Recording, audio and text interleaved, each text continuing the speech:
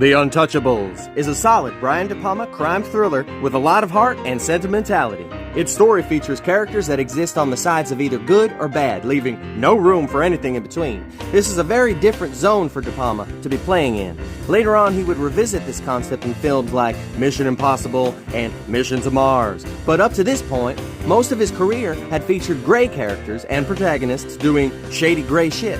It was obviously the intention from the beginning to tell a more straightforward good versus evil tale here. Both De Palma and writer David Mamet made a film that portrays the gangsters as the bad guys. No glorifying of their lifestyle a la Francis Ford Coppola's The Godfather or Martin Scorsese's Goodfellas. There's nothing pretty about Robert De Niro's portrayal of Al Capone.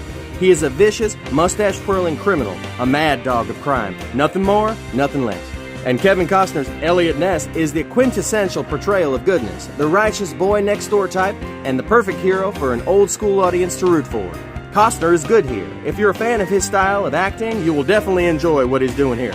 Although it's not a far cry from his performance in Oliver Stone's JFK. I've always found Costner to be a bit one note for my taste, but his abilities are perfectly suited for this material. The truth is that everybody surrounding Elliot Ness is much more colorful/interesting than he is, including Sean Connery as Irish veteran officer Malone, who is arguably the leader of the group, Andy Garcia as trainee officer Stone, the crack-shot Italian and the baby of the group, and an accountant named Wallace portrayed brilliantly by Deep Cover's Charles Martin Smith, a quick learner when it comes to firearms and rushing savagely into battle.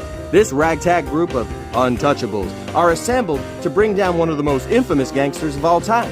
And it is not too much to say that in this group, Al Capone had finally met his match. Legendary composer Ennio Morricone delivers a top-notch period-appropriate crime score with a modern twist. The film features multiple Brian De Palma suspense set pieces, including one of his strongest. The Union Station shootout at the film's climax is an ode to the silent film Battleship Potemkin, and features a plethora of superbly executed slow-motion shots. De Palma handles the ticking clock aspect of these sequences like a master. The falling baby carriage is an ingenious touch to an already tension-filled cops versus crooks shootout.